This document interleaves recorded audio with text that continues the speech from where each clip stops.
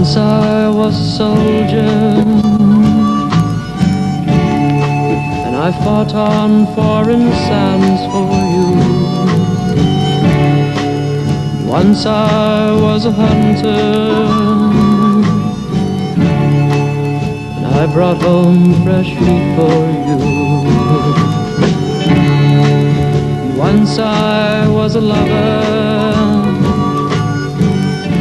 Photographs of Vietnam created an indelible impression on people.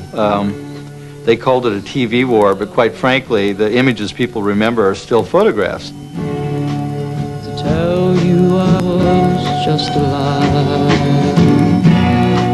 and sometimes I wonder, just for a while, will you ever? I think to be a war photographer is the most perverted thing you can be. I think pornography is a safer ground to be on than to be a war photographer. And the idea of being labeled as a war photographer really upsets me. All of our rubbish dreams, I find myself searching. The responsibility of the photographer, especially the combat photographer, is to capture the toll that war causes on humanity. Not upon the Gook, not upon the Kraut, not upon the Jap, but upon other people. Then, and only then, can a citizen of the world make a judgment as to whether or not the price is worth paying. Just for a while, will you ever remember me?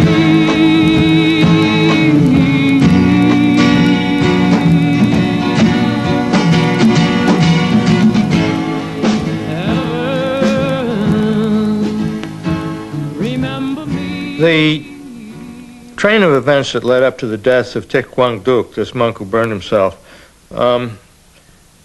had begun some weeks earlier than the actual suicide.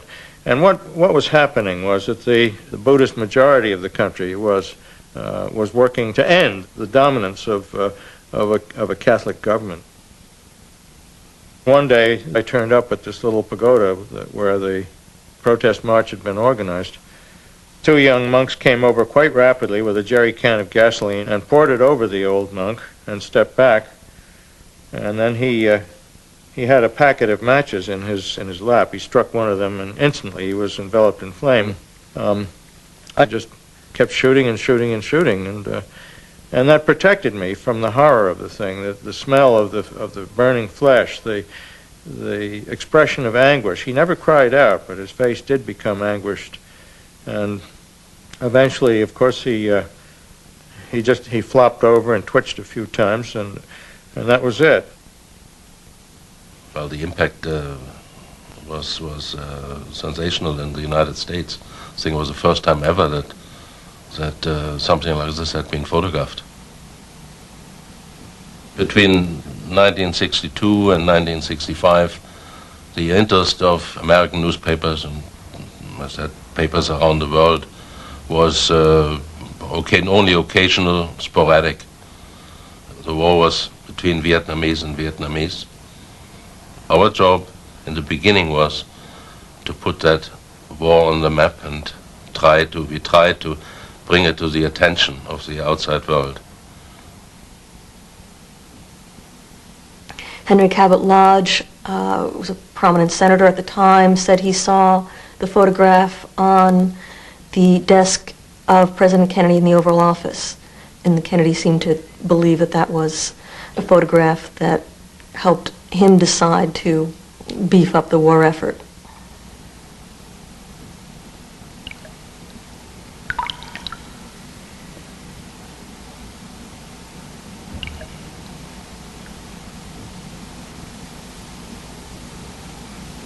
I was there for the arrival of the very first U.S. Marines when they came ashore in Da Nang.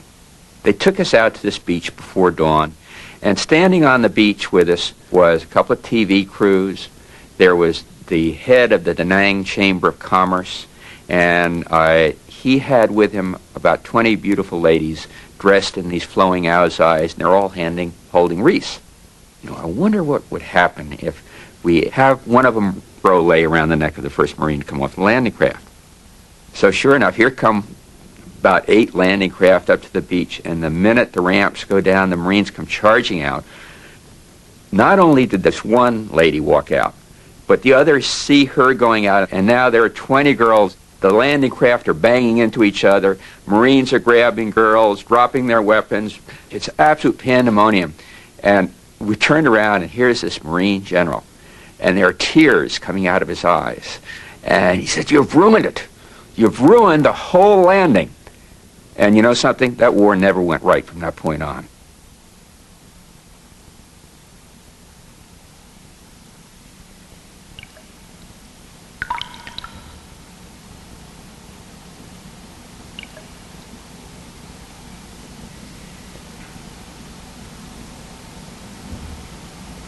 I think what we're inclined to forget is that at first, the Americans in general, especially the military, felt that they were there to do good, and they were doing good, and they wanted the world to see that they were doing good. It was called winning the hearts and minds of the Vietnamese. Personal hygiene was always a matter of great concern to Americans. Every American seemed quite convinced that people were somehow unhygienic. On the other hand, the Vietnamese, who found it necessary to bathe 3 times a day, could never understand why Americans restricted themselves to only 1 daily washing. This Marine was demonstrating to bored mothers how to bathe a child.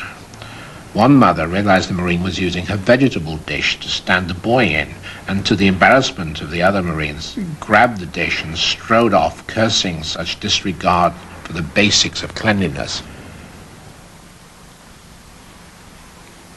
The U.S. would, in order to try and promote civil development, would get these training programs, and you would sometimes see a big American sergeant coming in, a big beefy guy that weighed 250 pounds, and these 3 Vietnamese guys, each of which who weighed about maybe 105 pounds. And he'd be trying to teach these little tigers just exactly, the right way to do this. We're going to teach them a trade and teach them how to do this and that. And of course, as soon as the press would turn around and walk away from the event, everybody would go back to kind of doing what they were doing before it had even happened. None of it made sense to me, really. And I must say that when I got there, the very first impressions I had were, I would say, pretty disillusioning.